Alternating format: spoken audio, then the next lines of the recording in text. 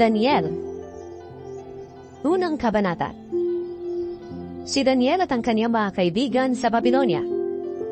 Nang 3 taon ang paghahari ni Jehoiakim sa Huda, sinalakay ni Haring Nebuchadnezzar ng Babylonia at ng kanyang mga kawal ang Jerusalem.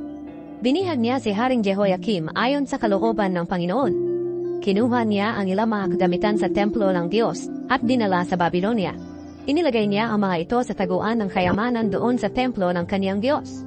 Nagutos si Haring Nebuchadnezzar kay Aspenaz na pinuno ng mga tauhan niya na pumili sa mga bihag na Israelita ng ilang kabataang mula sa angkan ng mga hari at angkan ng mararangal na pamilya. Kinakailangan na ang mga ito ay gwapo, malusog, matalino, mabilis kumilos at madaling turuan para maging karapat-dapat maglingkod sa hari. Inutusan din niya si Aspenaz na turuan sila ng wika at mga panitikan ng mga taga-Babylonia. Iniutos din ng hari na mula sa kanyang sariling pagkain at inumin ang ibibigay sa kanila araw-araw. At pagkatapos ng 3 taong pagsasanay, maglilingkod na sila sa kanya. Kabilang sa mga napili ay sina Daniel, Hanania, Mishael at Azaria na pawang mula sa lahi ni Huda. Pinalitan ni Aspenaz ang kanilang mga pangalan. Si Daniel ay pinangalan ng Belteshazzar. Si Hanania ay Shadrach, si Mishael ay Meshach, at si Azaria ay Abednego. Pero ipinasya ni Daniel na hindi siya kakain ng pagkain ng hari o iinom ng kanyang inumin para hindi siya marumihan. Kaya nakiusap siya kay Aspenaz na huwag siyang bigyan ng pagkain at inuming iyon. Niloob naman ng Diyos na siya kalugdan ni Aspenaz. Pero sinabi ni Aspenaz kay Daniel, "Natatakot ako sa hari. Siya ang pumili kung ano ang kakainin at iinumin ninyo. At kung makita niyang hindi kayo malusog gaya ng ibang mga kabataan, baka ipapatay niya ako." Dahil dito, sinabi ni Daniel sa itinalaga ni Aspenaz na mangangalaga sa kanila, "Subukan niyo kaming pakainin lang ng gulay at painumin ng tubig sa loob ng 10 araw. Pagkatapos, ihambing ninyo kami sa mga kabataan kumakain ng pagkain ng hari at tingnan ninyo kung ano ang magiging resulta. At bahala na kayo kung ano ang gagawin ninyo sa amin." Pumayag naman ito at sinubukan nga sila sa loob ng 10 araw. Pagkatapos ng 10 araw, nakita ng tagapagbantay na mas malusog sila kaysa sa mga kabataang kumakain ng pagkain ng hari. Kaya ipinagpatuloy na lang ang pagbibigay sa kanila ng gulay at tubig sa halip na pagkain at inumin ng hari. Binigyan ng Diyos ang 4 na kabataang ito ng karunungan at pangunawa, pati na ang kaalaman sa iba't ibang literatura. Bukod pa rito, binigyan ng Diyos si Daniel ng karunungan sa pagpapaliwanag ng kahulugan ng mga panitain at mga panaginip. Pagkalipas ng 3 taon na pagtuturo sa kanila ayon sa utos ni Haring Nebuchadnezzar, dinala sila ni Aspenaz sa kanya. Nakipag-usap ang hari sa kanila, at napansin ng hari na wala ni isa man sa mga kabataan doon ang makahihigit kina Daniel, Hanania, Mishael, at Azaria. Kaya sila ang piniling maglingkod sa kanya. Sa lahat ng itinanaw ng hari sa kanila, nakita niya na ang kanilang kaalaman ay 10 ulit na mas mahusay kaysa sa kaalaman ng mga salamangkero at engkantador sa buong kaharian niya. Patuloy na naglingkod si Daniel kay Nebuchadnezzar hanggang sa unang taon ng paghahari ni Cyrus. Ang panaginip ni Nebuchadnezzar. 2 kabanata. Noong 2 taon ng paghahari ni Nebuchadnezzar, nagkaroon siya ng mga panaginip na bumabagabag sa kanya, kaya hindi siya makatulog. Ipinatawag niya ang kanyang mga salamangkero, engkantador, mangkukulam at mga astrologo para ipaliwanag nila ang kanyang mga panaginip. Sinabi niya sa kanila, "Nanaginip ako at binabagabag ako nito. Kaya ipinatawag ko kayo dahil gusto kong malaman kung ano ang kahulugan ng panaginip na iyon." Sumagot ang mga astrologo sa hari sa wikang Aramiko, "Mahal na hari, sabihin niyo po sa amin na inyong mga lingkod ang inyong panaginip at ipapaliwanag namin sa inyo ang kahulugan nito." Sinabi ng hari sa kanila, "Ito ang aking napagpasyahan.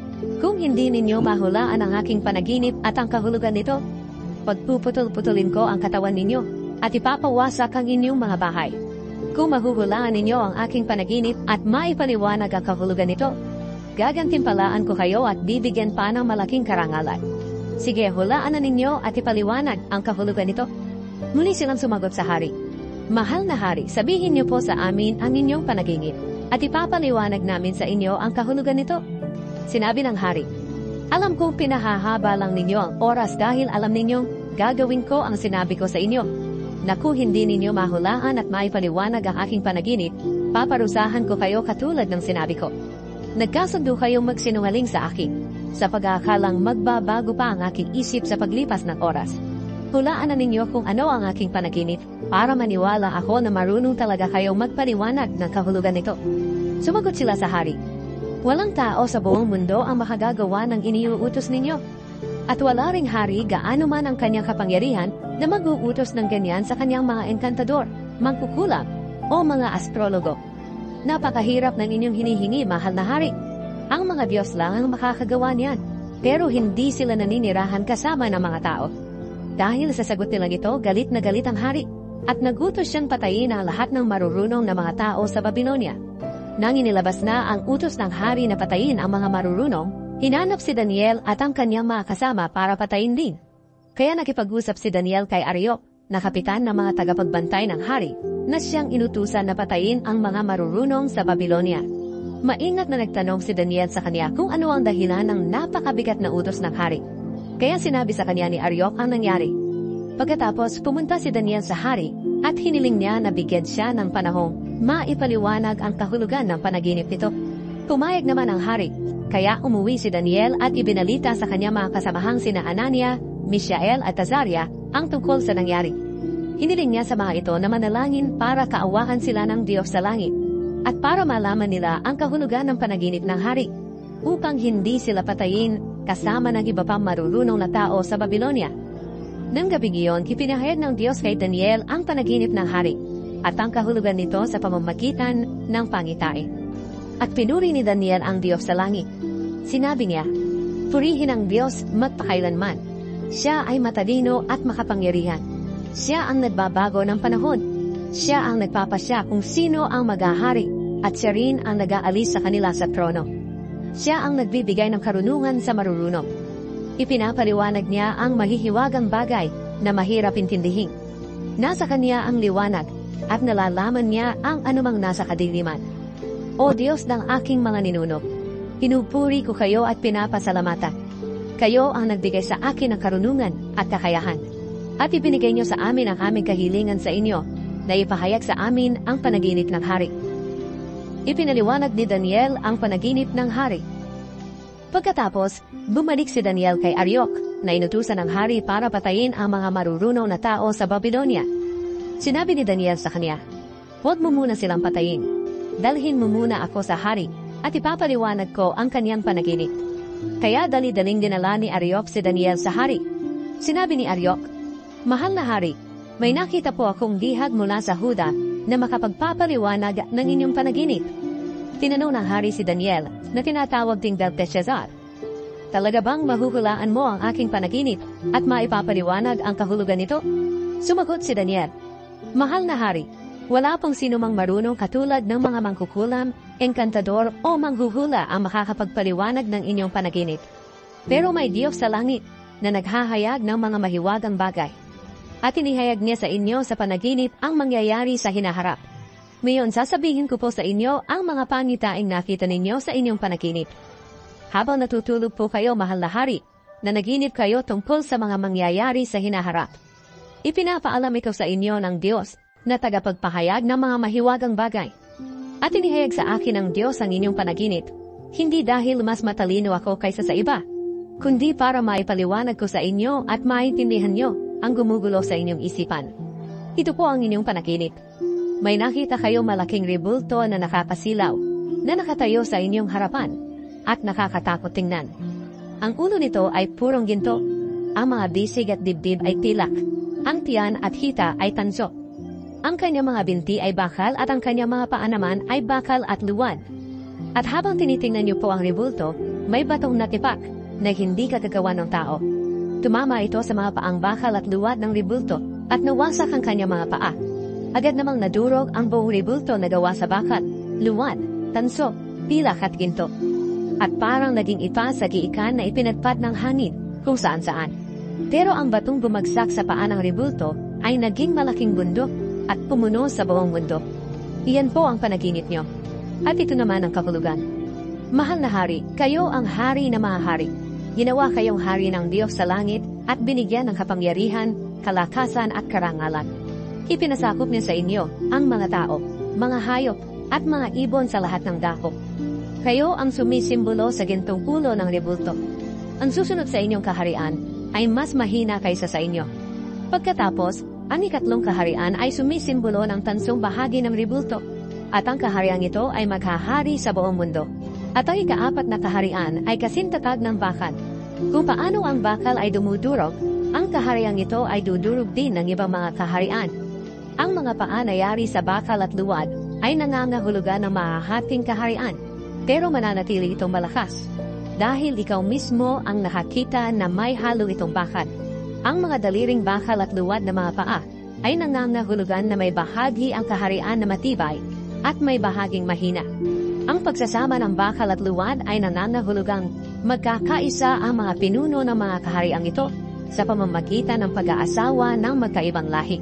Pero hindi rin magtatagal ang kanilang pagkakaisa, katulad ng bakal at luwad na hindi maaaring paghalui.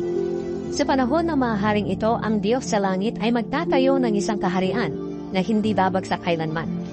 Hindi ito matatalo ng alinmang kaharian, kundi wawasakin pa niya ang lahat ng kaharian at mananatili ito magpakailanman. Katulad ito ng iyong nakitang tipak na bato mula sa bundok na hindi kagagawa ng tao, na duburog sa rebultong yari sa bakal, tanso, luwad, tilak at ginto.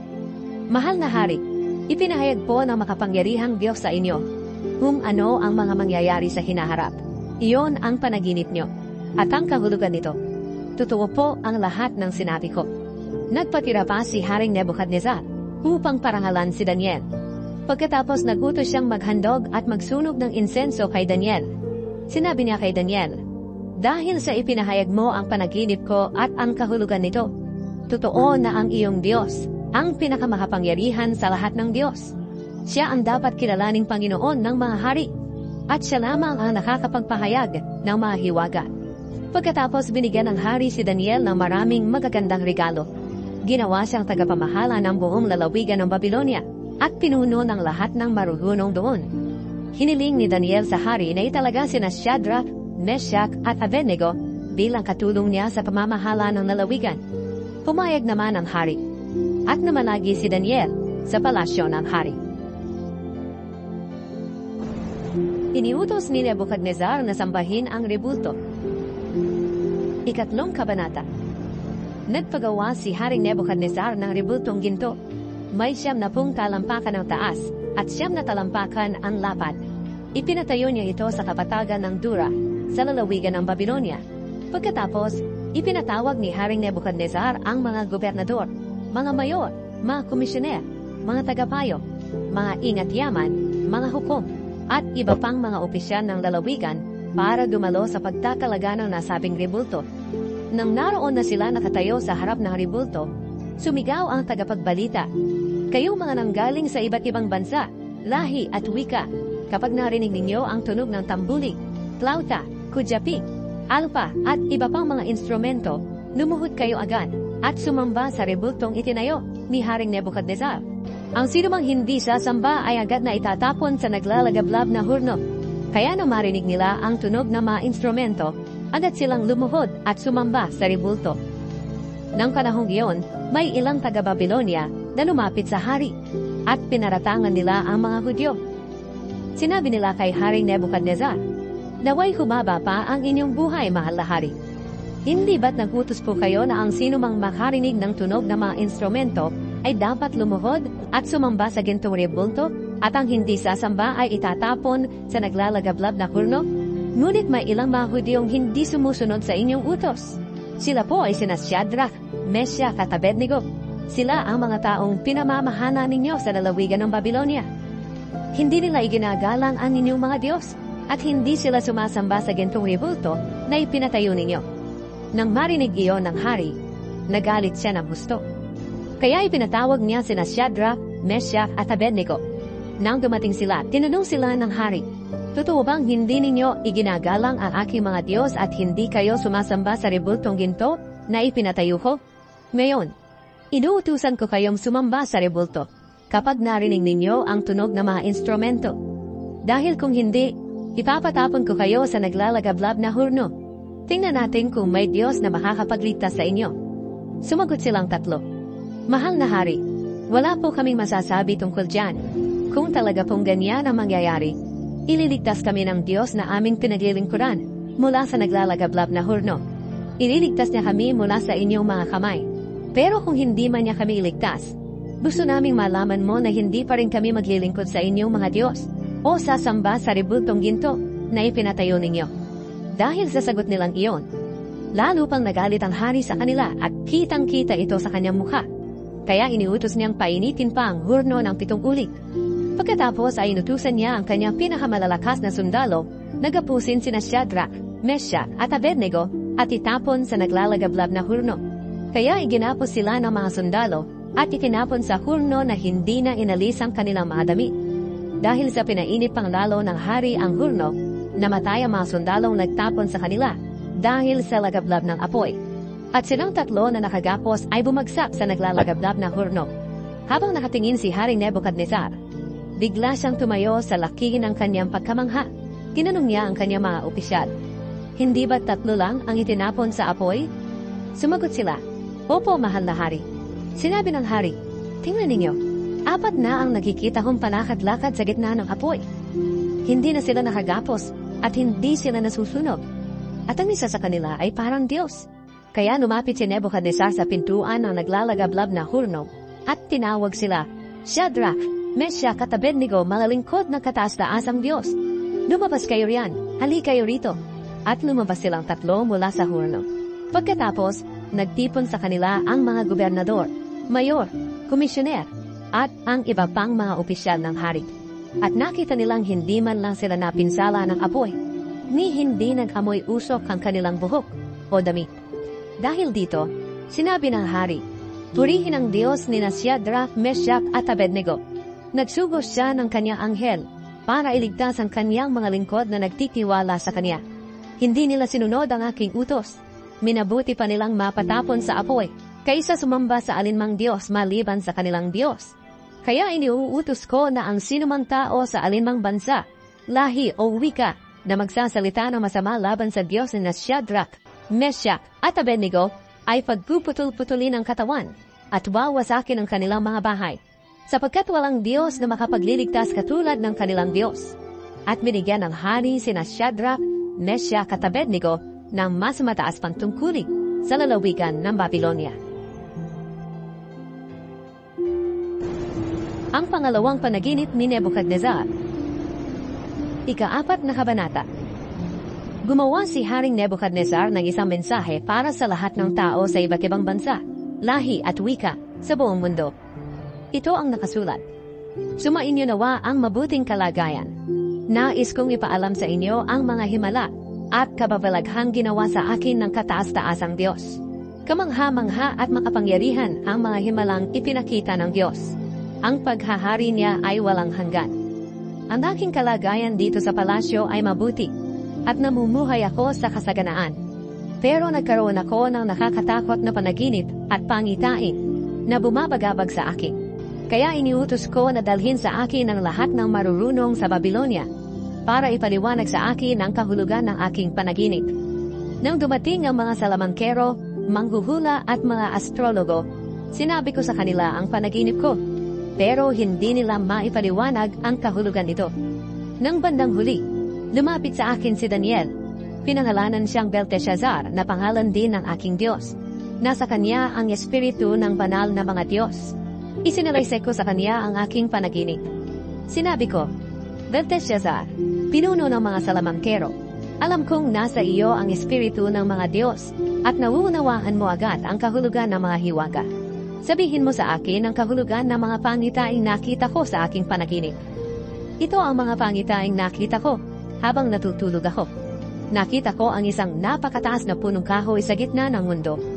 Lumaki at tumaas ito hanggang sa langit, kaya kitang-kita ito kahit saan bahagi ng mundo. Mayabong ang kanyang mga dahon, at marami ang kanyang bunga na maaaring kainin ng lahat. Ang mga hayop ay sumisilong dito at ang mga ibon ay namumugad sa kanyang mga sanga, at dito kumukuha ng pagkain ang lahat ng nilalang. Nakita ko rin sa panaginip ang isang anghel na bumaba mula sa langit. Sumigaw siya, "Putulin ninyo ang punong kahoy na iyan." at ang mga sanga nito. Alisin ang mga dahon nito at itapon ang mga bunga. Bugawin ninyo ang mga hayop na sumisilong at ang mga ibon na namumugad sa mga sanga nito. Pero hayaan ninyo ang tuod sa gitna ng kaparangan para maging talian ng bakal at tanso. Ang taong sinisimbolo ng punong iyon ay laging mababasa ng hamog at kakain ng damo kasama ng mga hayop. Sa loob ng 7 taon ay mawawala siya sa katinuan at magiging isip hayop.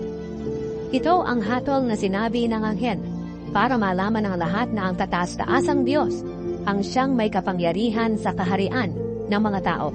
At maaari niyang ipasakop ang mga ito kahit kanino niya gustuhin, kahit nasa pinakaabang tao. Ito ang panaginip ko, Belteshazzar. Sabihin mo sa akin ang kahulugan nito, dahil wala ni isa man sa mga marunong sa aking kaharian ang makapagpaliwanag sa akin ng kahulugan nito. Pero maipapaliwanag mo ito, sapagkat nasa iyo ang espiritu ng mga Diyos. Ipinaliwanag ni Daniel ang kahulugan ng panaginip. Nabagabag at natakot si Daniel na tinatawag ting Belteshazzar nang marinig niya ito. Kaya sinabi sa kanya ng hari, Belteshazzar, huwag kang mabagabag sa panaginip ko at sa kahulugan nito. Sumagot si Belteshazzar, Mahal na hari, sana ang inyong panaginip at ang kahulugan nito ay sa inyong mga kaaway mangyari at hindi sa inyo. Ang napanaginipan ninyong punong kahoy na lumaki at tumaas hanggang langit na kitang-kita sa buong mundo, na may mayayabaw na dahon at maraming bunga na maaaring kainin ng lahat. Sinisilungan ng mga hayop at pinamumugaran ng mga ibon ang mga sanga, ay walang iba kundi kayo, mahal na hari, sapagkat kayo po ay naging makapangyarihan. Ang kapangyarihan nyo ay abot hanggang langit, at ang inyong nasasakupan ay umabot sa iba't ibang dako ng mundo. Sinabi pa ni Daniel, Nakita nyo rin, mahal na hari, ang isang anghel na bumaba mula sa langit na sumisigaw, Putulin ninyo ang punong kahoy pero hayaan ninyo ang tuhod nito sa lupa na natatalian ng bakal at tanso. Hayaang mabasa ng hamog at kakain kasama ng mga hayop sa gubat sa loob ng 7 taon. Mahal na hari, ito po ang ibig sabihin ng pangitaing niloob ng kataas-taasan na Diyos na mangyari sa inyo. Itataboy kayo at ilalayo sa mga tao at maninirahan kayong kasama ng mga hayop sa gubat. Kakain kayo ng damo tulad ng baka at palagi kayong mababasa ng hamog.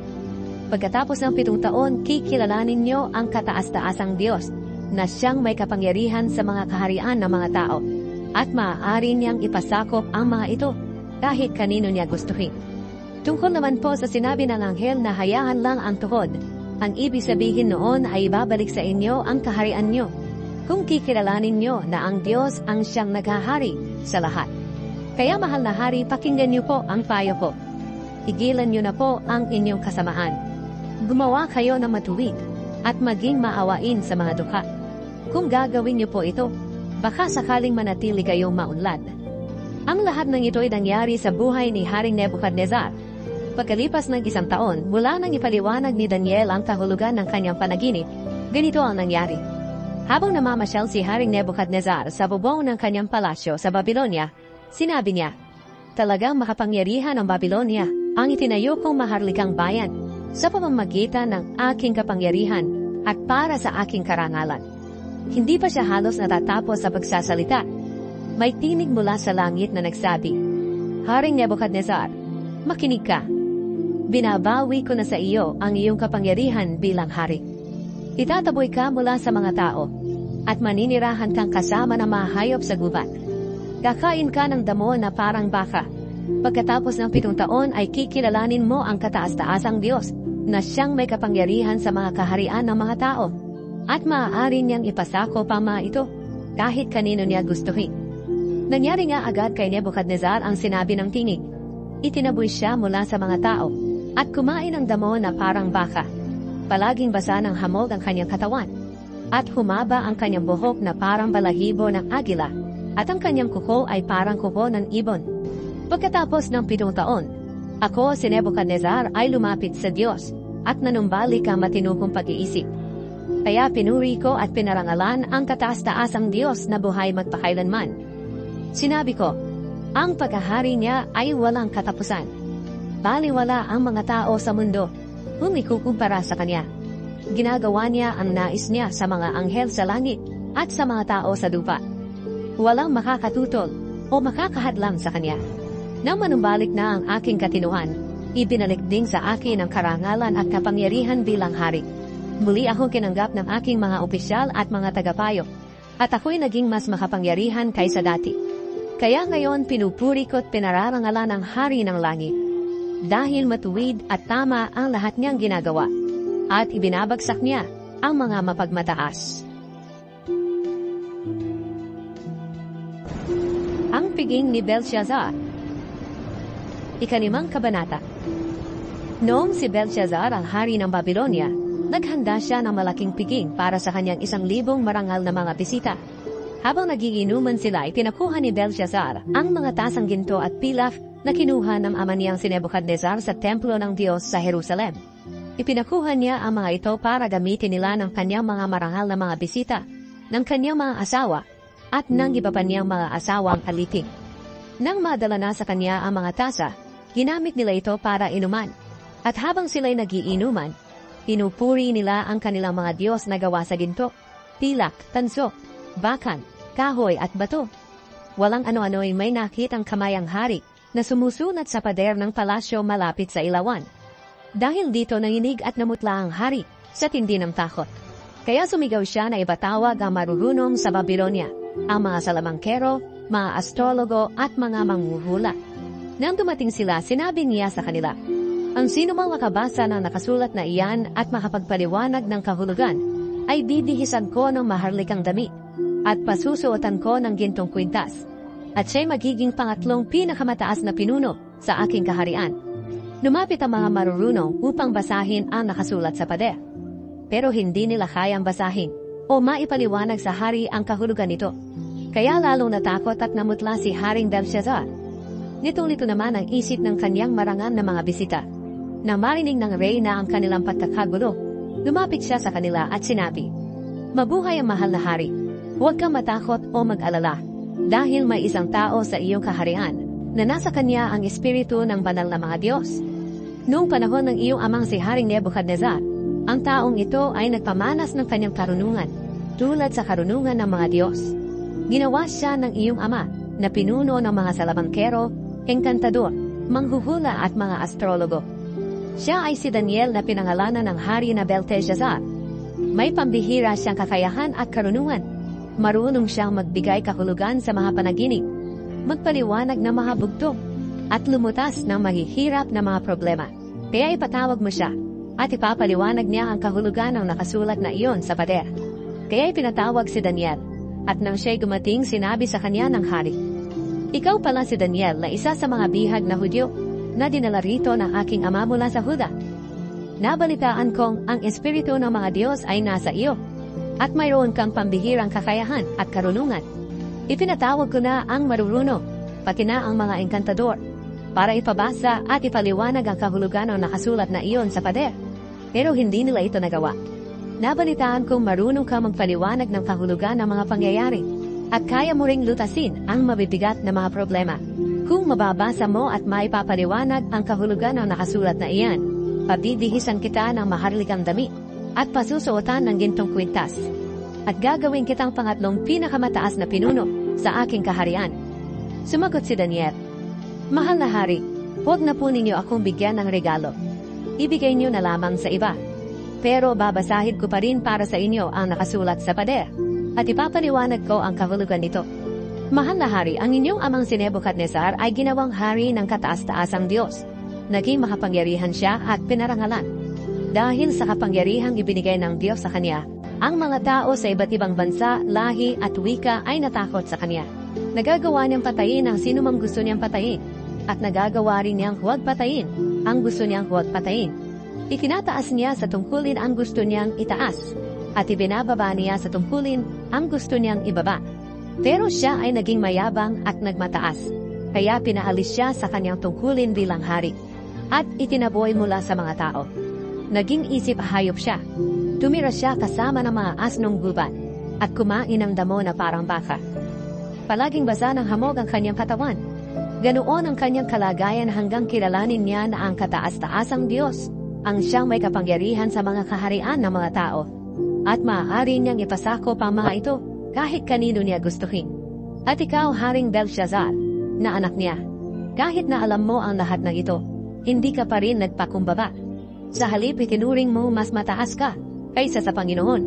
Ipinakuha mo ang mga tasang mula sa templo ng Diyos at ginamit ninyong inuman ng iyong marangal na mga bisita, mga asawa, at iba pang mga asawang alipin.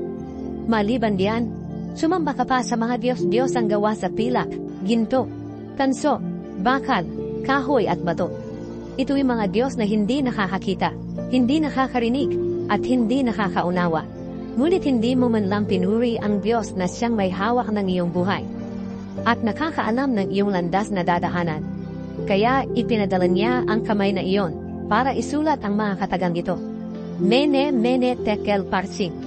Ang ibig sabihin nito, ang mene ay nangangahulugan na bilang na ng Diyos ang natitirang araw ng paghahari mo, dahil wawakasan na niya ito. Ang tekel ay nangangahulugan na tinimbang ka ng Diyos at napatunayang ikaw ay nagkulang.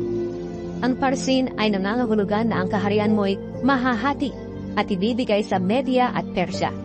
Pagkatapos magsalita ni Daniel, iniutos ni Haring Belshazzar na bihisan si Daniel na maharlikang damit at subutan ng gintong kwintas. At ipinahayag ng hari na siya ay magiging pangatlong pinakamataas na pinuno sa kaharian ng Babylonia. Nang gabi ring iyon, pinatay si Belshazzar na hari ng mga taga-Babylonia, at si Darius na taga-Media ang pumalit sa kanya, na noon ay 62 taong gulang na. Inihulog si Daniel sa kulungan ng mga leon. Ika-6 na kabanata. Pumili si Haring Darius ng 120 gobernador para mamahala sa kanyang buong kaharian. Ang mga gobernador na ito ay nasa ilalim ng pamamahala ng 3 administrador, at isa sa kanila ay si Daniel. Ginawa ito para hindi mahirapan sa pamamahala ang hari. Si Daniel ang natatangi sa kanilang lahat dahil sa kanyang pambihirang kakayahan. Kaya binalak ng hari na siya ang gawing tagapamahala ng buong kaharian. Dahil dito, ang 2 pang kasama niyang administrador at mga gobernador ay naghanap ng kamalian sa pamamahala ni Daniel para paratangan siya. Pero wala silang makita dahil si Daniel ay tapat sa kanyang tungkulin at maaasahan. Kaya sinabi nila, wala tayong maipaparatang sa kanya, maliban kung hahanap tayo ng kasalanan na may kaugnayan sa kautusan ng kanyang Diyos. Kaya pumunta sila sa hari at sinabi, mahal na hari, kaming mga administrador, mayor, gobernador, tagapayo at mga komisyoner ng inyong kaharian ay nagkasundong hilingin sa inyo na gumawa ng kautusan na sa loob ng 30 araw ay walang mananalangin sa sinumang Diyos o tao maliban sa inyo. At dapat itong sundin dahil ang sinumang susuway sa utos na ito ay itatapon sa kulungan ng mga leon. Kaya mahal na hari, magpalabas na po kayo ng ganoong kautusan. Ipasulat niyo po at lagdaan para hindi na mabago o mapawalang bisa ayon sa kautusan ng ating kahariang Media at Persya. Pumayag si Haring Darius, kaya nilagdaan niya ang kautusang iyon. Nang malaman ni Daniel na lumagda ang hari, umuwi siya at pumunta sa kanyang silid na nasa itaas na bahagi ng bahay, kung saan nakabukas ang bintana na nakaharap sa Jerusalem. Doon lumuhod siya, nanalangin, at nagpasalamat sa kanyang Diyos 3 beses sa isang araw, ayon sa kanyang nakaugalian. Pero sinusubaybayan pala siya ng mga opisyal na kumakalaban sa kanya, at nakita nila siyang nananalangin at nagpupuri sa kanyang Diyos. Kaya pumunta sila sa hari at sinabi ang paglabag ni Daniel sa kautusan. Sinabi nila sa hari, mahal na hari, hindi ba't lumagda kayo ng kautusan na sa loob ng 30 araw ay walang mananalangin sa alinmang Diyos o tao maliban sa inyo? At ang sinumang lumabag sa kautusang iyon ay ihuhulog sa kulungan ng mga leon? Sumagot ang hari, totoo iyon, at hindi na iyon mababago o mapapawalang bisa ayon sa kautusan ng ating kahariang Media at Persya. Sinabi nila sa hari, si Daniel na isa sa mga bihag mula sa Huda ay hindi sumusunod sa inyong utos. Nananalangin siya sa kanyang Diyos ng 3 beses sa isang araw. Nang marinig ito ng hari, nabalisa siya ng sobra. Nais niyang tulungan si Daniel, kaya buong maghapon siyang nag-isip at naghanap ng parahan para mailigtas si Daniel. Nagtipon muli ang mga opisyal ng hari at sinabi, mahal na hari, alam niyo naman na ayon sa kautusan ng Media at Persya, kapag nagpalabas ang hari ng kautusan, ay hindi na ito maaaring baguhin. Kaya iniutos ng hari na hulihin si Daniel at ihulog sa kulungan ng mga leon. Sinabi ng hari kay Daniel, "Iligtas ka nawa ng iyong Diyos, na patuloy mong pinaglilingkuran." Pagkatapos sinakpan ng isang malaking bato ang kulungan na pinaghulugan kay Daniel, at pinatakan ng singsing ng hari at ng singsing ng mga marangal sa kaharian, para walang sino mang magbubukas nito. Pagkatapos ay umuwi si Haring Darius sa palasyo niya. Hindi siya kumain ng gabing iyon, at hindi rin humiling na siya ay aliwing, at hindi siya makatulog. Kinaumagahan, nagbubukang liwayway pa lamang, ay nagmamadaling pumunta ang hari sa kulungan ng mga leon. Pagdating niya roon, malungkot siyang tumawag, "Daniel, lingkod ng buhay na Diyos, iniligtas ka ba sa mga leon ng iyong Diyos na patuloy mong pinaglilingkuran?"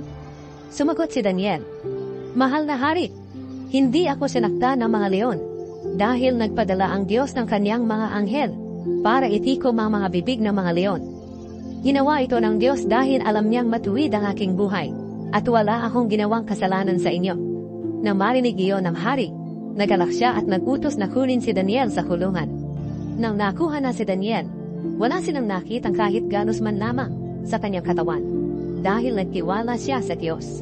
Nagutos ang hari na ang lahat ng nagparatang kay Daniel ay hulihin at ihulog sa kulungan ng mga leon, pati ang kanilang asawa at mga anak. Hindi pa sila nakakarating sa ilalim ng kulungan, agad silang sinakmal ng mga leon at nilapa. Pagkatapos ay sumulat si Haring Darius sa lahat ng tao sa iba't ibang bansa, lahi at wika sa mundo. Ito ang nakasulat: "Naway nasa mabuti kayong kalagayan. Iniuutos ko sa lahat ng tao na nasasakupan ng aking kaharian na matakot at gumalang sa Diyos ni Daniel, sapagkat siya ang buhay na Diyos at nabubuhay magpakailanman. Ang paghahari niya ay walang hanggan, at walang makakapagbagsak nito. Nagliligtas siya at gumagawa ng mga himala at kababalaghan sa langit at dito sa lupa. Iniligtas niya si Daniel mula sa mga leon. Naging maunlad ang buhay ni Daniel sa panahon ng paghahari ni Darius at sa panahon ng paghahari ni Cyrus na taga-Persya." Ang panaginip ni Daniel tungkol sa 4 na hayop. 7 Kabanata. Noong unang taon ng paghahari ni Belshazzar sa Babylonia, nagkaroon ng mga pangitain si Daniel sa kanyang panaginip. Ito ang panaginip na kanyang isinulat. "Isang gabi may nakita akong pangitain ng isang malawak na dagat, na hinahampas na malakas na hangin mula sa 4 na direksyon. Mula sa dagat ay biglang lumitaw ang 4 na magkakaibang hayop. Ang unang hayop ay parang leon, pero may pakpak ng agila. Kitang-kita kong pinutol ang kanyang pakpak. Pinatayo siya na parang tao, at binigyan ng kaisipang tulad ng sa tao. Ang pangalawang hayop ay parang oso. Nakatayo siya sa 2 hulihang paa, at may kagat siyang 3 tadyang. May tinig na nagsabi sa kanya, 'Sige, magpakasawa ka sa karne.' Ang pangatlong hayop ay parang leopardo. Mayroon itong 4 na pakpak sa likod, at may 4 na ulo. Binigyan siya ng kapangyarihan upang mamahala. Nang gabi ring iyon, nakita ko sa aking pangitain ang ika-4 na hayop. Nakakatakot itong tingnan at napakalakas. Sa pamamagitan ng kanyang malalaking ngiping bakal, sinasakmal niya at niluluray ang kanyang mga biktima. At kapag may natitira pa, ay tinatapak-tapakan niya. Kakaiba ito sa 3 hayop, at 10 ang kanyang sungay. Habang tinitingnan ko ang mga sungay, nakita kong tumubo ang munting sungay at nabunot ang 3 sungay. Ang sungay na ito ay may mata, na tulad ng tao, at may bibig na nagsasalita ng kayabangan. Pagkatapos ay nakita kong may mga tronong inilagay, at umupo sa kanyang trono ang Diyos na nabubuhay magpakailanman. Nakakasilaw ang kanyang damit at buhok dahil sa kaputihan. Nagliliyab ang kanyang tronong may mga gulong. At mula sa kanya ay umaagos ang apoy. Milyon-milyon ang mga naglilingkod sa kanya. Handa na siyang humatol, kaya binuksan ang mga aklat. Patuloy kong tinitingnan ang sungay dahil sa naririnig kong pagyayabang nito, hanggang sa nakita kong pinatay ang ika-4 na hayop. Inihagis siya sa apoy, at nasunog ang kanyang katawan. At ang natitirang 3 hayop ay inalisan ng kapangyarihan, pero hinayahang mabuhay ng maiksing panahon. Pagkatapos nakita ko ang parang tao na pinaliligiran ng ulap. Lumapit siya sa Diyos na nabubuhay magpakailanman. Tinarangalan siya at pinigyan ng kapangyarihang maghari, at naglingkod sa kanya ang lahat ng tao sa iba't ibang bansa, lahi at wika. Ang paghahari niya ay walang hanggan, at walang makakapagpabagsak ng kaharian niya. Ang kahulugan ng panaginip. Nabagabag ako sa aking nakita, kaya lumapit ako sa isang nakatayo roon at nagtanong kung ano ang ibig sabihin ng nakita kong iyon. Sinabi niya, ang 4 na hayop ay nangangahulugan ng 4 na haring maghahari sa mundo. Pero ang mga banal ng kataas-taasang Diyos ang siyang bibigyan ng kapangyarihang maghari magpakailanman. Tinanong ko pa siya kung ano ang ibig sabihin ng ika-4 na hayop na ibang-iba sa 3. Nakakatakot itong tingnan. Ang mga ngipin ay bakal at ang mga kuko ay tansok. Sinasakmal niya at niluluray ang kanyang mga biktima. At kung may matitira ay kanyang tinatapak-tapakan. Tinanong ko rin siya kung ano ang kahulugan ng 10 sungay ng ika-4 na hayop at ng isa pang sungay na tumubo at nagtanggal ng 3 sungay. Ang sungay na ito ay may mga mata at may bibig na nagyayabang. At kung titingnan ay mas makapangyarihan siya kaysa sa ibang sungay. Nakita kong ang sungay na ito ay nakikipaglaban sa mga banal ng Diyos at nananalo siya. Pagkatapos, dumating ang nabubuhay magpakailanman, ang kataas-taasang Diyos at humatol panig sa kaniyang mga banal. At dumating ang panahon ng paghahari ng mga banal. Narito ang kanyang paliwanag sa akin. Ang ika-4 na hayop ay ang ika-4 na kaharian dito sa mundo, nakakaiba kaysa sa ibang kaharian. Nulusubin ito at wawasakin ang buong mundo. Ang 10 sungay ay ang 10 hari na maghahari sa kaharian iyon. Papalit sa kanila ang isang hari na iba kaysa sa kanila at ibabagsak niya ang 3 hari. Magsasalita siya laban sa kataas-taasang Diyos at uusigin niya ang mga banal ng Diyos. Sisikapin niyang baguhin ang mga pista at kautusan. Ipapasakop sa kanya ang mga banal ng Diyos sa loob ng 3 kalahating taon. Pero hahatulan siya, kukunin ang kanyang kapangyarihan at lilipulin ng lubos.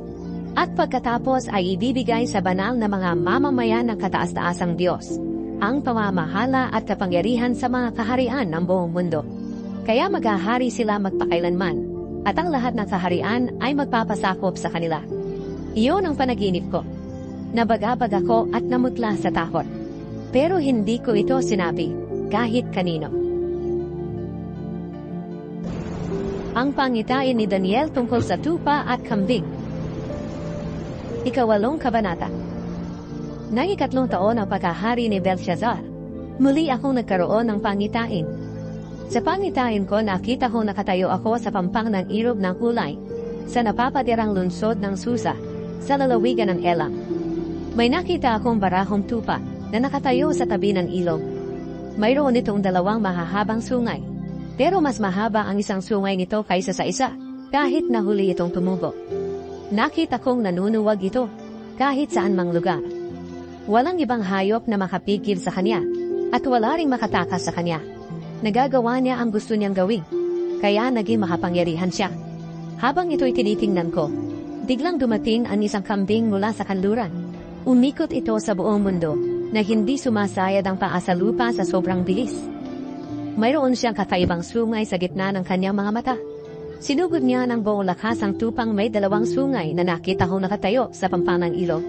Sa matinding galit, hindi niya tinigilan ng pagsuwag ang tupa hanggang sa naputol ang 2 sungay nito. Hindi na makalaban ng tupa, kaya nabuwal ito at tinapaktapakan ng kambing. Walang sumaklolo sa kanya.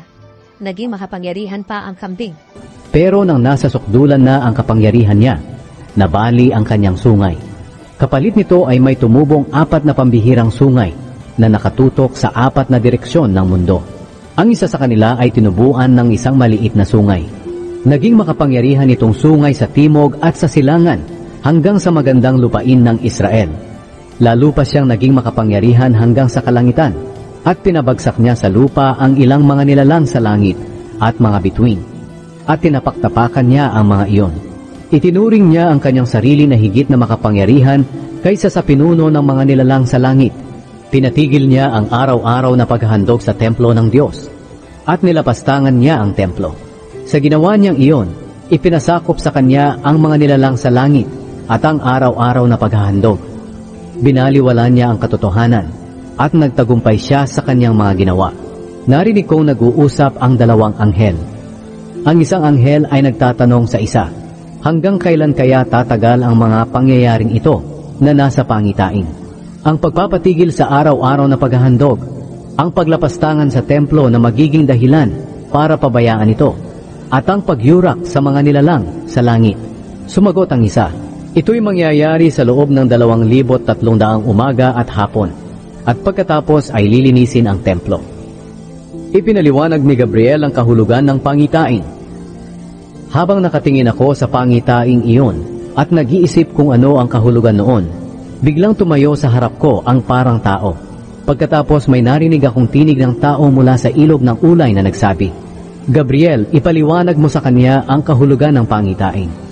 Nang lumapit si Gabriel sa akin, nagpatira pa ako sa takot.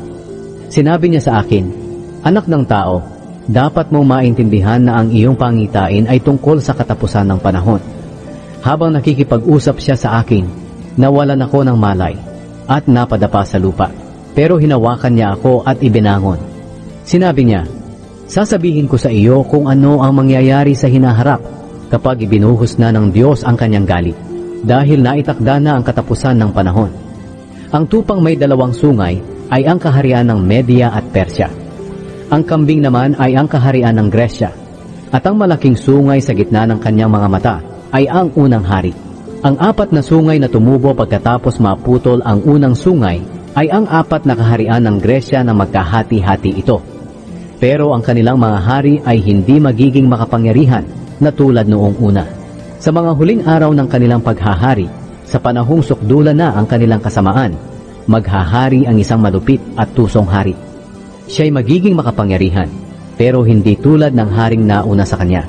Magtataka ang mga tao sa gagawin niyang panlilipol, at magtatagumpay siya sa anumang gagawin niya. Lilipulin niya ang mga makapangyarihang tao, at ang mga hinirang na mga mamamayan ng Diyos. Dahil sa kanyang kakayahan, magtatagumpay siya sa kanyang pandaraya. Ipagmamalakin niya ang kanyang sarili, at maraming tao ang kanyang papatayin ng walang anumang babala. Lalabanan niya pati ang pinuno ng mga pinuno. Pero lilipulin siya hindi sa kapangyarihan ng tao, kundi sa kapangyarihan ng Diyos. Ang pangitaing nakita mo tungkol sa pagpapatigil ng panghumaga at panghapon na paghahandog ay totoo. Pero huwag mo munang ihayag ito, dahil matatagalan pa bago ito maganap. Pagkatapos noon, akong si Daniel ay nanghina at nagkasakit ng ilang araw. Nang gumaling ako, bumalik ako sa trabaho na ibinigay sa akin ng hari. Pero patuloy ko pa rin iniisip ang pangitaing iyon na hindi ko lubos na maunawaan. Nanalangin si Daniel para sa mga Israelita. Ika-9 na kabanata. Si Darius na taga-Media na anak ni Ahasuerus, ang hari noon sa buong Babylonia, noong unang taon ng paghahari niya, nalaman ko sa mga kasulatan na mananatiling giba ang Jerusalem sa loob ng 70 taon. Ayon sa sinabi ng Panginoon kay Propeta Jeremias. Dahil dito lumapit ako sa Panginoong Diyos at nanalangin. Nag-ayuno ako, nagdamit ng sako, at naglagay ng abo sa ulo. Nanalangin ako sa Panginoon na aking Diyos at humingi ng tawad para sa aming mga kasalanan. Panginoon, kayo ay makapangyarihan at kahangahangang Diyos. Tapat po kayo sa pagtupad ng inyong pangako na mamahalin niyo ang mga nagmamahal sa inyo at sumusunod sa inyong mga utos. Nagkasala kami sa inyo. Gumawa kami ng kasamaan at sumuway sa inyong mga utos at tuntunin. Hindi kami nakinig sa inyong mga lingkod na propeta na inutusan niyo makipag-usap sa aming hari, mga pinuno, matatanda, at sa lahat ng taga-Israel. Panginoon, matuwid po kayo, pero kami ay kahiya-hiya pa rin hanggang ngayon. Gayon din ang lahat ng mga mamamayan ng Huda at Jerusalem, at ang lahat ng Israelita na pinangalat niyo sa malalapit at malalayong lugar, dahil sa kanilang pagsuway sa inyo. Panginoon, kami ay talagang kahiya-hiya, pati ang aming hari, mga pinuno, at matatanda, dahil kami ay nagkasala sa inyo. Pero maawain pa rin kayo, Panginoon naming Diyos, at mapagpatawad, kahit na sumuway kami sa inyo. Hindi kami sumunod sa inyo dahil hindi namin sinunod ang mga utos na ibinigay ninyo sa amin, sa pamamagitan ng inyong mga lingkod na propeta. Ang lahat ng Israelita ay sumuway sa inyong kautusan. Ayaw nilang sundin ang mga sinabi ninyo. At dahil sa aming pagkakasala, dumating sa amin ang sumpa na nakasulat sa kautusan ni Moises na inyong lingkod. Tinupad po ninyo ang inyong sinabi laban sa amin, at sa aming mga pinuno na kami ay inyong parurusahan na matindi. Kaya ang nangyari sa Jerusalem ay walang katulad sa buong mundo. Dumating sa amin ang parusang ito ayon sa nasusulat sa kautusan ni Moises.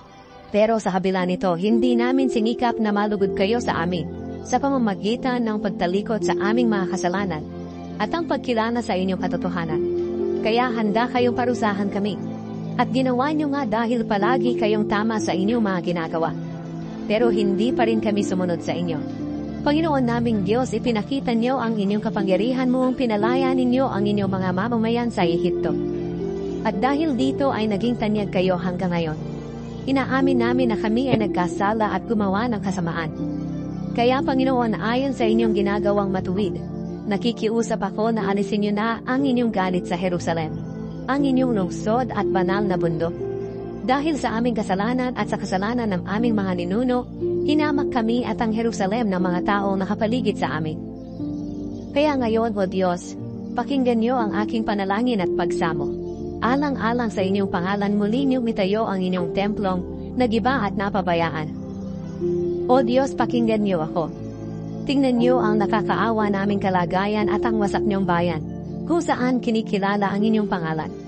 Hindi kami dumadalangin sa dahilang kami ay matuwid, kundi dahil sa alam namin kayo ay mahabagi. Panginoon, dinggin niyo po kami at patawari. Tulungan niyo po kami agad, alang-alang sa inyong pangalan, dahil kayo ay kinikilalang Diyos sa inyong bayan at ng inyong mga mamamayan. Ipinaliwanag ni Gabriel ang kahulugan ng pangitain. Patuloy akong nananalangin at sinasabi ang aking kasalanan at ang kasalanan ng aking mga kababayang Israelita. Nagmakaawa ako sa Panginoon kong Diyos, alang-alang sa kanyang banal na bundok. At habang nananalangin ako, mabilis na lumipad papunta sa akin si Gabriel, na nakita ko noon sa aking pangitain. Oras iyon ng panghapong pagkahandog. Pinaunawa niya sa akin at sinabi, Daniel, naparito ako para ipaliwanag sa iyo ang tungkol sa pangitain. Sa simula pa lamang ng iyong panalangin ay may ipinahayag na ang Diyos, kung kaya't ako'y pumarito para sabihin sa iyo. Dahil mahal ka ng Diyos. Kaya makinig ka, at unawain ang sasabihin ko sa iyo. 470 taon ang itinakda ng Diyos sa banal na lungsod. At sa mga kababayan mo para tigilan nila ang pagrebelde sa Diyos, para mapatawad ang kanilang kasalanan, para mapairal ang Diyos ang walang hanggang katuwiran, para matupad ang pangitain at propesiya, at para maihandog na muli ang templo sa Diyos. Dapat mong malaman at maintindihan na mula sa panahong iniutos na muling itayo ang Jerusalem, hanggang sa pagdating ng pinunong hinirang ng Diyos, ay lilipas muna ang 49 na taon. At sa loob ng 434 na taon, ay muling itatayo ang Jerusalem na may mga plaza at tanggulan. Magiging magulo sa panahong iyon. Pagkatapos ng 434 na taon, papatayin ang pinunong hinirang ng Diyos at walang tutulong sa Kanya. Darating ang isang hari at sisirahin ng mga tauhan niya ang bayan at ang templo. At ayon sa itinakda ng Diyos, ang pagwasak at digmahan ay magpapatuloy hanggang sa katapusan. Ang katapusan ay darating na parang baha. Ang haring iyon ay gagawa ng matibay na kasunduan sa napakaraming tao sa loob ng 7 taon. Pero pagkatapos ng 3 taon at kalahati, patitigilin niya ang mga paghahandog at ilalagay niya ang kasuklam-suklam na bagay na magiging dahilan ng pagpapabaya sa templo. Mananatili ito roon hanggang sa dumating ang katapusan ng hari na itinakda ng Diyos. Ang pangitain ni Daniel sa pampang ng ilog ng Tigris. 10 kabanata. Na 3 taon ang paghahari ni Cyrus sa Persya, may pinahayag na mensahe kay Daniel na tinatawag ding Belteshazzar. Totoo ang pahayag at tungkol ito sa malaking digmaan. Naunawaan ni Daniel ang pahayag dahil ipinaliwanag ito sa kanya sa pamamagitan ng isang pangitain. Ganito ang nangyari ayon kay Daniel. Nang panahong iyon, 3 linggo akong nagdalamhati. Hindi ako kumain ng masarap na pagkain, ni tumikim ng karne o uminom ng alak, at hindi rin ako nagpabango ng katawan sa loob ng 3 linggo. Noong 24 na araw ng unang buwan, nakatayo ako sa tabi ng malawak na ilog ng Tigris. May nakita ako doon na parang tao na nakadamit ng telang linen, at may tali sa baywang na puro ginto. Ang katawan niya ay kumikinang na parang mamahaling bato. Ang kanyang mukha ay kumikislap na parang kidlat, at ang kanyang mga mata ay nag-iliyap na parang sulo. Ang kanyang mga kamay at mga paa ay kumikinang na parang makinis na tanso. At ang kanyang tinig ay parang ingay ng napakaraming tao. Ako lang talaga ang nakakita ng pangitaing iyon. Hindi iyon nakita ng aking mga kasama. Pero nagsikot-tago sila dahil sa takot. Kaya naiwan ako nag-iisa at ako lang ang nakakita ng kamanghamanghang pangitaing iyon. Namutla ako at nawala ng lakas. Narinig kong nagsasalita ang taong iyon. At habang nagsasalita siya, nawalan ako ng malay at nasubsob sa lupa. Hinawakan at tinulungan niya ako habang nanginginig pa ang aking mga kamay at mga tuhod. Sinabi niya, "Daniel, mahal ka ng Diyos. Tumayo ka at makinig ng mabuti sa sasabihin ko sa iyo. Dahil isinugo ako ng Diyos dito sa iyo." Pagkasabi niya noon, nanginginig akong tumayo. Sinabi niya sa akin, "Daniel, huwag kang matakot, sapagkat sa unang araw pa lamang ng iyong pagpapakumbaba sa Diyos, at sa hangad mo maunawaan ang panitain. Sinagot na ang iyong dalangin. Kaya pumarito ako para dalhin ang kasagutan sa iyong dalangin. Pero hindi ako nakarating agad dito. Dahil sa loob ng 21 araw, ay hinadlangan ako ng pinuno ng kaharian ng Persya. Mabuti na lang at tinulungan ako ni Mikael na pinuno ng mga anghel. Dahil ako lang ang nakikipaglaban sa pinuno ng Persya. Narito ako ngayon para ipaliwanag sa iyo kung ano ang mangyayari sa iyong mga kababayan Israelita sa hinaharap. Dahil ang iyong pangitain ay tungkol sa mga mangyayari sa hinaharap. Habang nagsasalita siya sa akin, napayuko na lang ako at hindi nakapagsalita. Hinipo ako sa bibig nitong parang tao at nakapagsalita akong muli. Sinabi ko sa kanya na nakatayo sa aking harapan, "Ginoo, nabagabag po ako at nawala ng lakas dahil sa pangitaing nakita ko. Paano ako makikipag-usap sa inyo? Gayong wala na akong lakas at halos hindi na ako makahinga." Kaya muli niya akong hinipo at bumalik ang aking lakas. Sinabi niya sa akin, "Ikaw na mahal ng Diyos. Huwag kang matakot o mag-alala. Magpalakas ka at magpakatatag ka." Na masabi niya ito sa akin, muli akong lumakas. Sinabi ko sa kanya, "Ituloy niyo po ang pagsasalita, dahil pinalakas niyo na ako." Sumagot siya, "Kinakailangan bumalik ako sa pakikipaglaban sa pinuno ng Persya. Pagkatapos darating naman ang pinuno ng Gresya.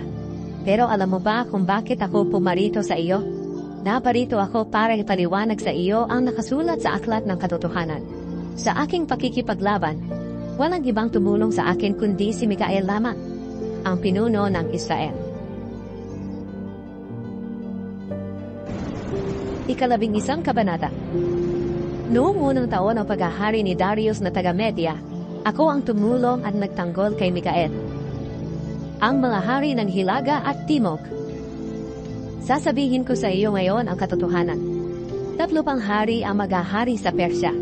Ang ika-4 na hari na susunod sa kanila ay mas mayaman pa kaysa sa mga nauna. Sa pamamagitan ng kanyang kayamanan, magiging makapangyarihan siya, at susulsulan niya ang ibang kaharian na makipaglaban sa Gresya. Pagkatapos, isa pang makapangyarihang hari ang darating. Maraming bansa ang kanyang sasakupin at gagawin niya ang gusto niyang gawin. Kapag siya'y naging makapangyarihan na, mawawasak ang kanyang kaharian at mahahati sa 4 na bahagi ng daigdig. Pero hindi ang kanyang maangkan ang maghahari dito. Ang mga haring papalit sa kanya ay hindi makakapamahala, tulad ng kanyang pamamahala. Kukunin ang kanyang kaharian at ibibigay sa iba. Ang hari ng Timog ay magiging makapangyarihan, pero isa sa kanyang mga general ay magiging mas makapangyarihan kaysa sa kanya. At sa bandang huli, ang general na ito ay maghahari rin at magiging makapangyarihan ng kaharian niya. Pagkalipas ng ilang taon, magsasanib ang 2 kahariang ito. Dahil ipapaasawa ng hari ng Timog ang anak niyang babae sa hari ng Hilaga. Pero hindi magtatagal ang kapangyarihan ng babae pati ang kapangyarihan ng hari ng Hilaga. Sapagkat sa panahong iyon, papatayin ang babae at ang kanyang asawa at anak, pati ang mga naglilingkod sa kanya. Sa bandang huli, maghahari sa Timog ang kapatid ng babae. Siya ang papalit sa kanyang ama.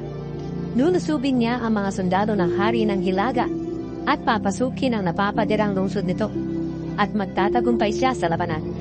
Dadalhin niya pa uwi sa Ehipto ang mga diyos-diyosa nila at mga mamahaling ari-arian na yari sa ginto at pilak.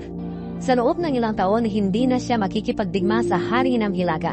Pero sa bandang huli, lulusubin siya ng hari sa Hilaga. Pero matatalo ito at babalik sa kanyang bayan. Magtitipon na maraming sundalo ang mga anak ng hari ng Hilaga para maghanda sa pakikipaglaban.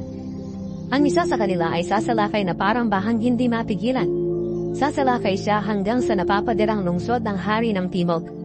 At dahil sa galit ng hari ng Timog, lalabanan niya ang hari ng Hilaga at tatalunin niya ang napakaraming sundalo nito. Sa kanyang tagumpay, magmamataas siya at marami pa ang kanyang papatayin. Pero hindi magtatagal ang kanyang tagumpay, sapagkat ang hari ng Hilaga ay muling magtitipon ng mas marami pang sundalo kaysa sa dati. At pagkalipas ng ilang taon, muli siyang sasalakay kasama ang napakaraming sundalo, dala ang napakaraming kagamitang pantigma. Sa panahong iyon, marami ang maghihimagsik laban sa hari ng Timog. Isa na sa mga ito ang mga kababayan mong Israelita na mapupusok. Gagawin nila ito bilang katuparan ng pangitain, pero matatalo sila. Sasalakayin ng hari ng Hilaga ang isa sa mga napapadirang lungsod sa Timog. Kukubkubin nila ito at papasukin. Walang magagawa ang mga sundalo sa Timog pati na ang kanilang pinakamagaling na mga kawal, dahil hindi nila kayang talunin ang kalaban. Kaya gagawin ng hari ng Hilaga ang anumang gusto niyang gawin at walang makapitigil sa kanya.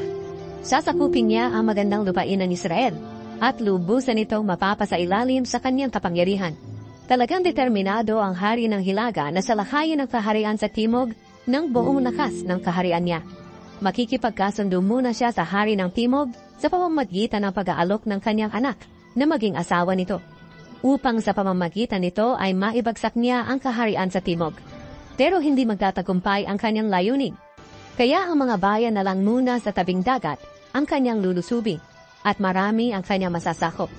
Pero patitigilin ng isang pinuno ang kanyang pagpapahiya sa iba, at siya mismo ang mapapahiya. Kaya uuwi siya sa napapadiran niyang mga bayan. Pero matatalo siya, at iyon ang magiging wakas niya. Ang haring papalit sa kanya ay mag-uutos sa isang opisyal na sapilitang maniningil ng buwis para madagdagan ang kayamanan ng kaharian niya. Pero hindi magtatagal ay mamamatay ang haring ito, hindi dahil sa labanan o sa mayroong galit sa kanya. Ang papalit sa kanya bilang hari ay taong hindi kagalang-galang at walang karapatang maging hari. Sa hindi inaasahan ng mga tao, bigla niyang sasakupin ang kaharian sa pamamagitan ng pandaraya. Maraming kalabang sundalo ang kanyang papatayin, pati na ang punong pari. Makikipagkasundo siya sa maraming bansa, pero dadayahin niya ang mga ito sa bandang huli. Magiging makapangyarihan siya kahit maliit ang kaharian niya. Sa hindi inaasahan ng mga tao, bigla niyang lulusubin ang mauunlad na lugar ng isang lalawigan. Gagawin niya ang hindi ginawa ng kanyang mga ninuno. Hahati-hatiin niya sa mga tagasunod niya ang kanyang mga nasamsam sa labanan. Pinaplano niyang salakayin ang mga napapadirang lungsod, pero sa maikling panahon lamang. Maglalakas loob siyang salakayin ang hari ng Timog na may marami at malakas ring hukbo, pero matatalo ang hari ng Timog dahil sa katusuhan ng kanyang mga kalaban. Papatayin siya ng sarili niya mga tauhan, kaya matatalo ang kanyang mga sundalo at marami sa kanila ang mamamatay. Ang dalawang haring ito ay magsasama pero pareho silang magsisinungaling at mag-iisip na masama laban sa isa't isa. Pareho silang hindi magtatagumpay sa kanilang binabalak laban sa isa't isa. At magpapatuloy ang labanan nila dahil hindi pa dumarating ang takdang panahon. Ang hari ng Hilaga ay uuwi sa kanyang bayan, dala ang maraming nasamsam na kayamanan mula sa digmaan. Pero bago siya umuwi, uusigin niya ang mga mamamayan ng Diyos at ang kanilang relihiyon. At pagkatapos ay saka siya uuwi sa sarili niyang bayan. Sa takdang panahon ay muli niyang lulusubin ang kaharian sa Timog. Pero ang mangyayari ay hindi na katulad ng nangyari noon, sapagkat lulusubin siya ng hukbong pandagat mula sa kanduran. At dahil dito uurong siya at babalik sa kanyang bayan. Ibubunto niya ang kanyang galit sa mga mamamayan ng Diyos at sa kanilang relihiyon. Pero magiging mabuti siya sa mga tumalikod sa kanilang relihiyon. Uutusan ng hari ng Hilaga ang kanyang mga sundalo na lapastanganin ang templo na papalibutan ng pader. Ipapatigil niya ang araw-araw na paghahandog at ilalagay ang kasuklam-suklam na bagay na magiging dahilan ng pag-iwan sa templo. Aakitin niya sa pamamagitan ng pandiwin lang ang mga tumalikod sa kanilang relihiyon para gumawa ng hindi mabuti. Pero lakas loob siyang lalabanan ng mga taong tunay na tapat sa Diyos. Ang mga taong nakakaunawa ng katotohanan ay magtuturo sa maraming tao. Pero uusigin sila sa loob ng ilang araw. Ang ilan sa kanila ay papatayin sa pamamagitan ng espada o susunugin. At ang ilan ay bibihagin o hukunin ang kanilang mga ari-arian. Sa panahon na inuhusik sila, iilan lang ang tutulog sa kanila. Pero maraming hindi tapat ang sasama sa kanila. Uusigin ang ilang nakakaunawa ng katotohanan upang maging dalisay at malinis ang kanilang mga buhay hanggang sa dumating ang katapusan. Na darating sa takdang panahon, gagawin ng hari ng hilaga ang anumang gusto niyang gawin.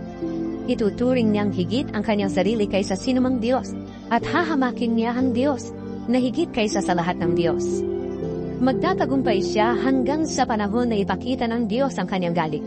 Dahil kailangang mangyari ang mga bagay na itinakda ng Diyos na dapat mangyari. Hindi nakikilalanin ng Diyos ng kanyang mga ninuno o ang Diyos na mahal ng mga babae. Ituturing niyang higit ang kanyang sarili kaysa sa mga iyon. Wala siyang pahahalagahang Diyos, maliban sa Diyos na nananalakay ng mga napapadirang bayan. Pararangalan niya ang Diyos na ito na hindi kilala ng kanyang mga ninuno. Hahandugan niya ito na mga ginto, pilak, mamahaling bato, at ng iba pang mamahaling mga regalo. Nulusubin niya ang pinakamatibay na mga lungsod sa tulong ng Diyos na iyon na hindi kilala ng kanyang mga ninuno. Pararangalan niya ang mga tao mabuti sa kanya sa pamamagitan ng pagbibigay sa kanila ng kapangyarihang mamahala sa maraming tao. At bibigyan niya sila ng lupain bilang gantimpala. Pagdating ng wakas, makikipaglaban ang hari ng timog sa hari ng hilaga. Pero lulusubin siya ng hari ng hilaga na may mga karuwahing pandigma, mga nangangabayong sundalo, at mga hukbong pandagat. Lulusubin niya ang maraming bansa at maninira na parang baha. Lulusubin niya pati ang magandang lupain ng Israel at maraming tao ang mamamatay. Pero makakatakas ang Edom, ang Moab, at ang mga pinuno ng Amon. Maraming bansa ang kanyang lulusubin, kabilang dito ang Ehipto. Mapapasa kanya ang mga ginto, pilak, at ang lahat ng kayamanan ng Ehipto. Sasakupin din niya ang Libya at Ethiopia. Pero may mga balitang magmumula sa silangan at hilaga na babagabag sa kanya. Kaya sasalakay siya sa matinding galit, at maraming tao ang kanyang lilipulin ng lubusan. Magtatayo siya na maharlikang tolda sa pagitan ng dagat at ng banal na bundok. Pero mamamatay siya nang wala man lang tutulong sa kanya. Ang pahayag ng anghel tungkol sa huling panahon. 12 kabanata. Sa panahong iyon, darating si Mikael, ang makapangyarihang pinuno na nagtatanggol sa iyong mga kababayan. Magiging mahirap ang kalagayan sa mga panahong iyon. At ang matinding kahirapang ito ay hindi pa nangyayari mula nang naging bansa ang Israel. Pero ililigtas sa paghihirap ang iyong mga kababayan na ang mga pangalan ay nakasulat sa aklat. Bubuhayin ang marami sa mga namatay na. Ang iba sa kanila ay tatanggap ng buhay na walang hanggan. Pero ang iba ay isusumpa at ilalagay sa kahihiyang walang hanggan.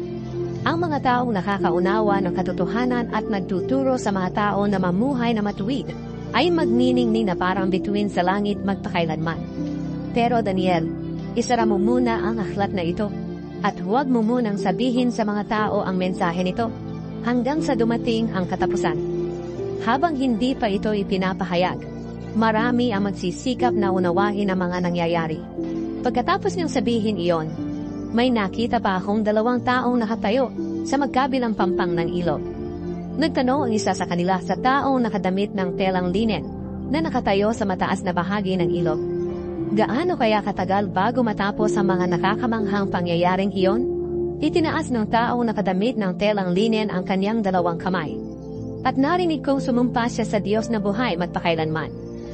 Sinabi niya, matatapos ito sa loob ng 3 taon at kalahati, kapag natapos na ang paghihirap ng mga mamamayan ng Diyos. Hindi ko naintindihan ang kanyang sagot, kaya tinanong ko siya, ano po ba ang kalalabasan ng mga pangyayaring iyon? Sumagot siya, sige na Daniel, hayaan mo na iyon. Dahil ang sagot sa tanong mo ay mananatiling lihim at hindi maaaring sabihin hanggang sa dumating ang katapusan. Marami sa mga nakakaunawa ng katotohanan ang gilinisin ng kanilang buhay at mauunawaan nila ang mga sinasabi ko. Pero ang masasama ay patuloy na gagawa ng masama at hindi makakaunawa ng mga sinasabi ko. Lilipas ang 1,270 araw mula sa panahon ng pagpapatigil ng araw-araw na paghahandog at paglalagay ng kasuklam-suklam na bagay na magiging dahilan na pag-iwan sa templo hanggang sa dumating ang katapusan. Mapalad ang naghihintay at nananatili hanggang sa matapos ang 1,335 araw. At ikaw, Daniel, ipagpatuloy mo ang iyong gawain. Mamamatay ka pero bubuhayin ka muli sa mga huling araw upang tanggapin ang iyong gantimpala na inihanda para sa iyo.